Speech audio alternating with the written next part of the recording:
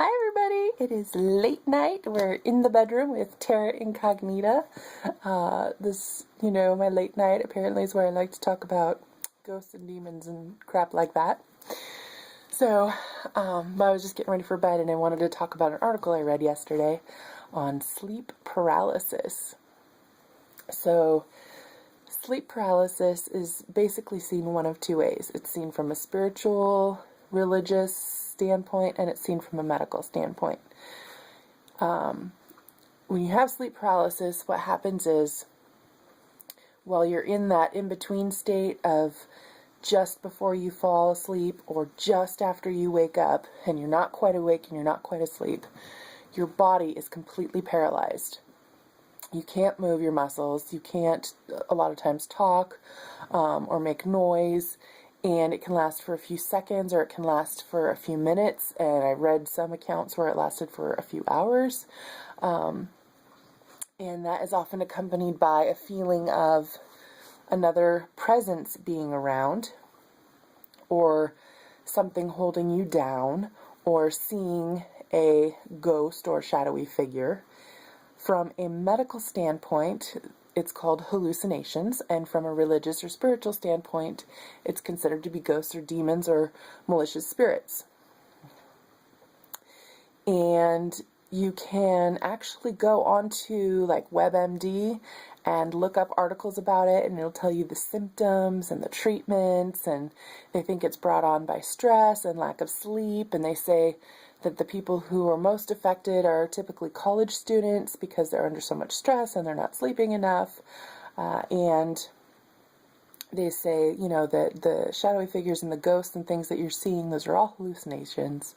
And what your body is doing is it's not properly going through the stages of your REM sleep. So basically, when there's NREM sleep and just regular REM sleep. And in NREM, that's, the deep sleep without the dreams where you're really recovering from the night. And the REM sleep is the one where your eyes move really fast, and that's where you have your dreams. And when you're sleeping, apparently your muscles, they say, are shut off so that you don't move, which is a bunch of malarkey. We all know that because people toss and turn in their sleep all the time. And anyway, they're saying that you wake up, but your body is still paralyzed because your muscles are still turned off.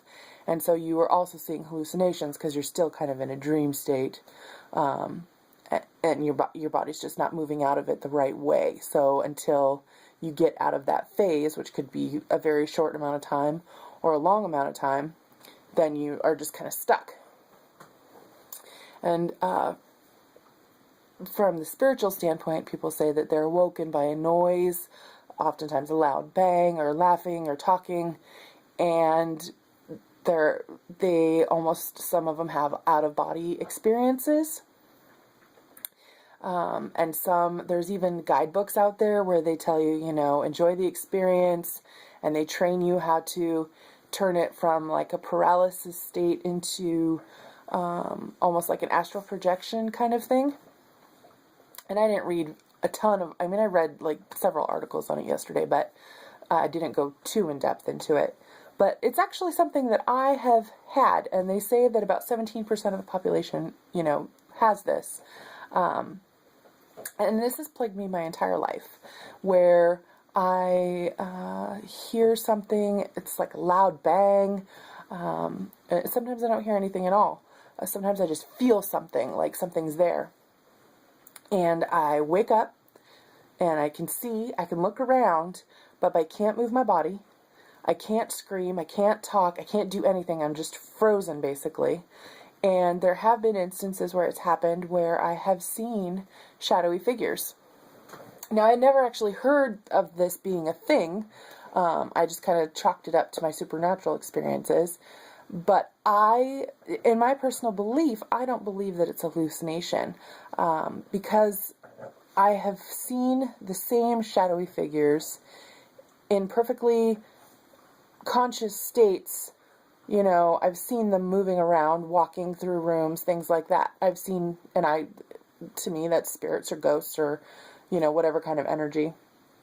So, the one that's most clearly in my mind is I was at a house that I rented with a friend, and I was in my bed sleeping, and I woke up because I felt something there. It was, you know, grabbing me or holding me down or whatever. And I couldn't move, I couldn't scream, I couldn't breathe, I couldn't do anything. And I just saw this shadow laying next to me in the bed. And it was for several minutes. I couldn't move or scream or anything. And the shadow just laid there. And then it was gone, and then I was able to move. There was another time when I was little, and it was at the house I grew up in, and it was the same thing, and the shadow was just kind of standing by my dresser. But that, I mean, I've seen similar shadowy shapes.